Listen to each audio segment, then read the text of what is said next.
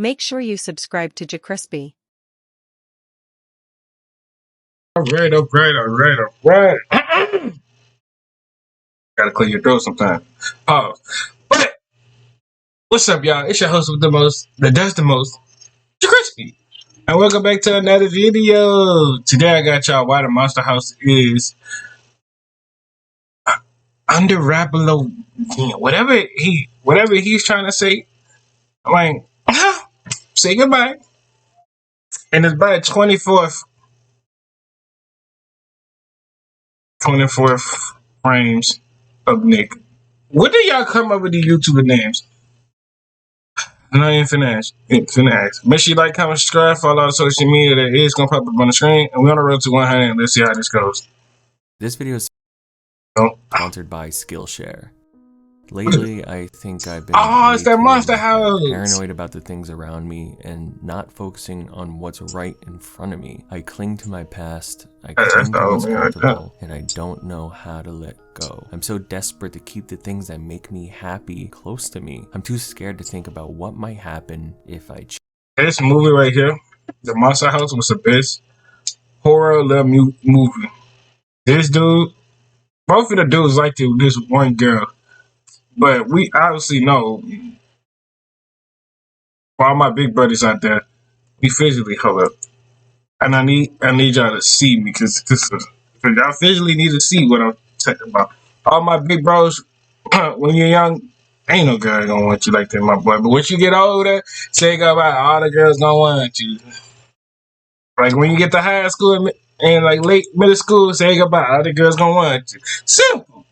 Like by now, you know, freaking kindergarten all the way to freaking 7th grade ish. I said all the skinny dudes are winning.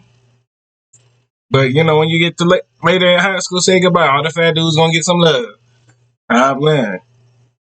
Change. I'm just not ready. Yeah, I just don't know. But what I do know is that Monster House is a good ass movie, man. This movie is one that I covered nearly 6 years ago, which just holy crap, I'm getting old. But when I first made a video on this movie, I don't think I truly did it justice just how much I appreciate it. It's a movie lost in time, not really talked about as much anymore because, well, to a lot of people, it just really isn't special. They should have made a part 2 off of this, ain't lying. Animation looks like this. Things are muddy, characters lack detail. I mean, this child is so ugly, I nearly threw up on rewatch. Yeah. But despite this, there's an unspoken charm that comes with all of this. A warm feeling found in the limitations of the old technology and a genuine passion that's shown in the way that it's used. Characters like DJ, Jenny, and Chowder may be just basic children without much going on with them to care about, but it's the uncompromising dynamic that it pushes forward that I really love. In this movie, kids are simply kids. They make up fantasies about creepy neighbors that no one believes because why would they? I remember doing that all of the time, focusing on the things that my parents ignored and creating massive stories in my head because things were just easier to explain that way. When it came to reality, things were always much scarier than what you ever imagined. Monster House takes place around Halloween night, with trick-or-treating on the horizon leading for the ultimate Halloween feel. Opening with the fall of an orange leaf, we watch a little girl on her tricycle with the utmost naive whimsy that any kid would have. She lets this whimsy get the best of her when she runs her tricycle off the sidewalk into the grass of an ominous and seemingly abandoned wooden home. The leaf that was following her beautifully floats past her before being turned around to show us the broken parts of the sidewalk that lead into this home. This makes you question, did she really run herself off the sidewalk, or did something lead her to get stuck? As the little girl tries to get her trike off the grass, the door of the home opens to a scary old man in the shadows. He goes by the name Nebercracker, which is a pretty funny name for an old man. Look at his teeth. At the girl and yells at her to get off his lawn. He even says, "Do you want to be eaten alive?" Which as a kid, you're like, oh my god, he eats people, that's crazy. It's a really great red herring. The girl runs away and he takes the trike inside, and as he looks back, we hear a picture taken. We as the audience become this point of view from a camera watching this man do scary things with his deadly stare as we fast punch right through a telescope to meet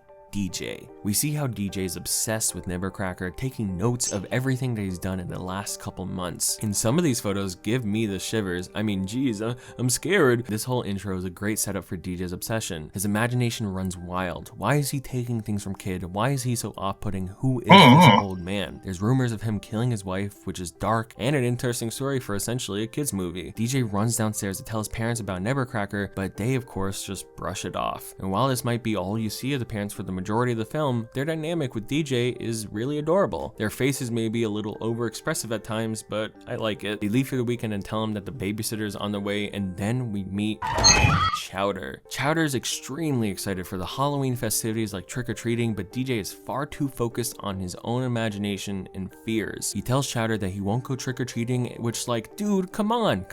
You know what I would give to go trick-or-treating again? I will never get to experience the ignorant bliss of walking up to a stranger's house and getting candy again. I'm nearly 25 with a back pain and a full beard. That's something as childish as trick-or-treating. Are you 25 years old and you still going trick-or-treat? Something wrong with you, bro. Or you just must have the kid to your soul. Y'all I ain't gonna hit that, huh?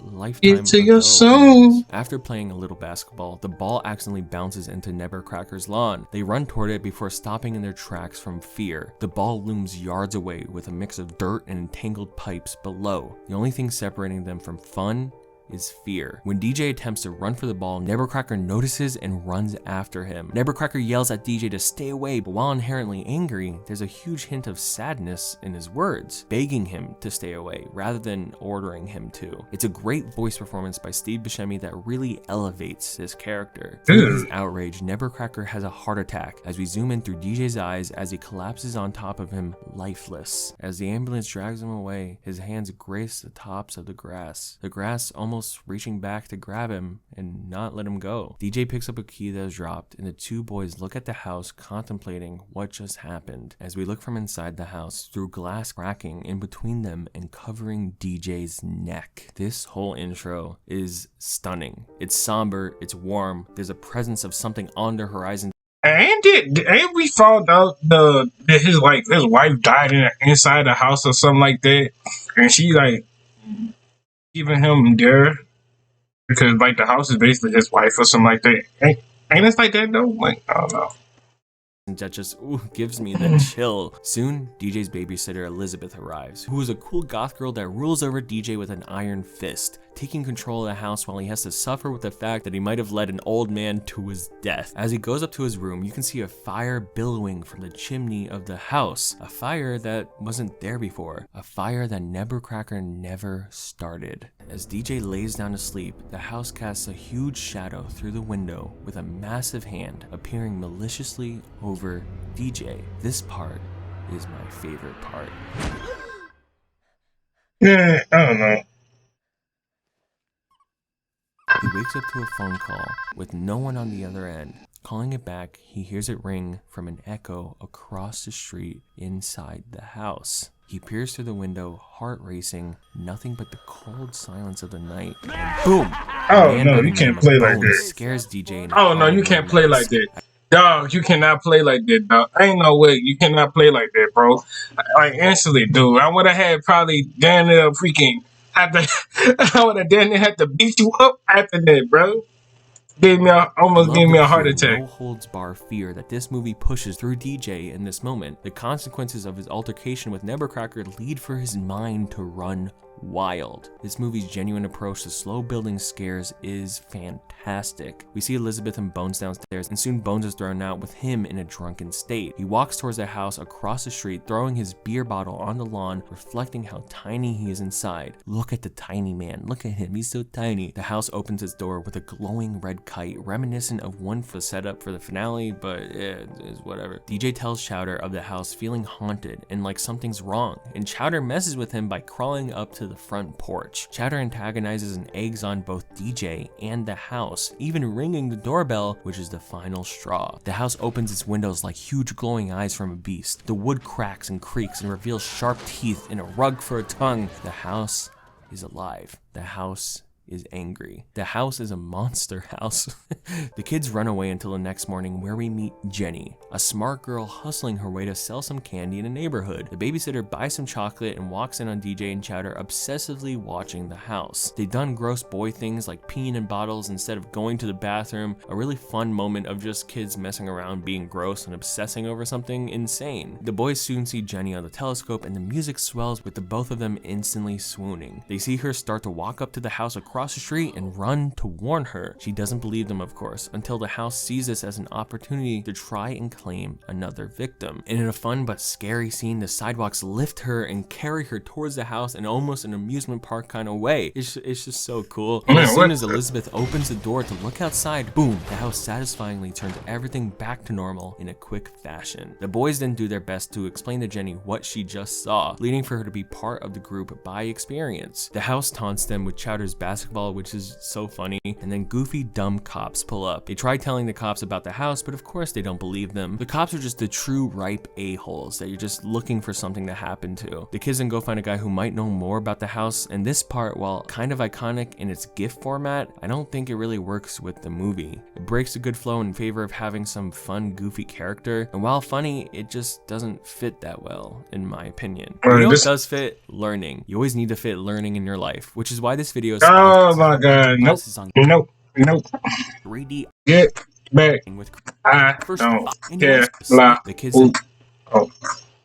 and plan a way to take down the house and stop its creepy torment. They steal drugs, they get weapons, they prepare for war. We even get a really great transition through one of DJ's photos to the creepy trees that surround the house. They plan to drug the house from the inside with cough medicine, a goofy, almost no actual thought out plan clearly made by children. It's fun. When they attempt their plan, the cops once again show up, halting everything. And through a funny sequence of events, the clueless cops end up arresting the kids and throwing them in a cop car. After doing so, they start to hear suspicious things from inside the house. They go to investigate until they're attacked. Side note, I love how comically large this cop's gun is. Not only is the movie not scared to be genuinely terrifying for children, but it also just straight up has a huge gun like this, which is so funny. After the two cops are pretty much eaten alive, the house takes this as an opportunity to capture the kids, lifting the cop car right into its mouth. They all narrowly escape, with the house thinking it succeeded by consuming all three of them. But now, the kids are stuck inside. Darkness surrounds them in this abandoned home, with long stretching hallways and wallpaper chipping and rotten. It's a terrifyingly empty home. The only thing that illuminates their surroundings are the flashlights from their toy guns, which is really fun that a toy is the only thing bringing some warmth to these kids. I like that. They come across some explosives, which is something just brushed off by Chowder and the crew and no doubt flew over everyone's head as a kid, but especially upon rewatch as I've gotten older, this is a great touch to what ties in with Nebbercracker as a character. We also learn of his old wife with photos on the wall of them together in love. Who is this wife? What happened to her? Did Nebbercracker actually eat her and kill her? The kids soon learn the anatomy of the home in a terrifying way, with a hanging chandelier uvula and a terrifying wooden esophagus. Soon as they begin to explore, they all fall right through a hole in the floor towards the basement. This basement is filled to the brim with children's toys. Wall to wall, it takes the innocent fun of toys and creates a terrifying pit of lost joy. Above is almost an intestine-like maze. In the toy room, they discover a cage closed in by a heart-shaped lock. DJ tries the key that he picked up from the ground earlier, and inside, they come to find almost a shrine surrounding a cemented corpse of Nebbercracker's wife. Terrifying, cold, lacking of all life whatsoever. DJ trips and falls onto the cemented face nose to nose as it causes it to cave in with horrifying imagery, revealing a long, decomposed skeleton. The house can feel this and acts upon it by using its mechanical inner workings to capture each of them and bring them back up to the main floor, attempting to eat them all again. But as they're all about to be eaten alive, Jenny saves them all by jumping onto Uvula, making the house regurgitate and throw up. They all feel defeated and plan to give up on fighting the home until Nebbercracker is alive and well and rushes to check on his home. He sees the anger being shown through the house and does his best to calm it down, almost like speaking to a terrible, awful beast into submission. Nevercracker then learns that they were all inside of the home and reveals to each of them the story of his wife, and through a beautifully touching backstory, we see how they came to meet. He found her in a circus that bullied her to no end. He was the first to offer her an escape, and she took it. They tried building a life together, a house together, a home together. But still, they could not escape the bullying from the rest of the world, especially children. And during one terrible day, she fell to the bottom of the home, cementing herself and her soul to its very nature. This has led Nevercracker to spend his days, his life, coping with a monster. The woman he loved was no more. And That's while he why has done his best to care for I forgot about that. But she submitted herself. I thought she like, I thought like physically. I thought she tripped and killed herself or something. Like, she submitted herself. memory That's and love crazy. her even past her end, he always had to keep her in check so she would not harm others. She was a product of a terrible life that soon fell on to him. And even in his old age, he has done his best to protect not just the kids of the neighborhood, but also his true love. DJ then recognizes Nevercracker's heart, and the house gets angry at this. It breaks free of the dirt and chases all of them down, using trees to lift itself up and run after them. They run towards the construction yard, and the house ignores Nevercracker and just goes after the kids. When it gets really close to them, about to eat them, a brick is thrown at the house in the same fashion as it was always thrown at Constance, this time by Nevercracker. He does not want the kids to get hurt, and in fact, the dynamite we saw earlier, he plans to finally use to bring down the house once and for all. This all culminates in a huge battle sequence with Chowder using the excavator from earlier, Jenny giving DJ a kiss, which is kind of random, and DJ throwing Nevercracker's dynamite right into the heart of the home to destroy it once and for all. And in one final moment, we watch two true loves dance together as one of them finally gets to say goodbye. This moment is beautiful. It only takes 10 seconds to really hit your heart. After years and years of holding on and not moving on, we get to witness a touching and fleeting moment of a final goodbye that allows this old man to finally let go. He jumps for joy because he is free of having to protect kids year after year, but also free from spending his days coping with the loss of his wife. And in a nice touching ending, the horrific toy room is repurposed to return so many toys to so many people in the neighborhood. And in one final moment, they run to go trick-or-treating while they still can. Do it, guys. Do it. Get the candy. I never will be able to again. Just do it for me. And that's Monster House. A beautiful, terrifying, touching story about loss and innocence. Well, I hope y'all enjoyed this video. Make sure like, comment, subscribe.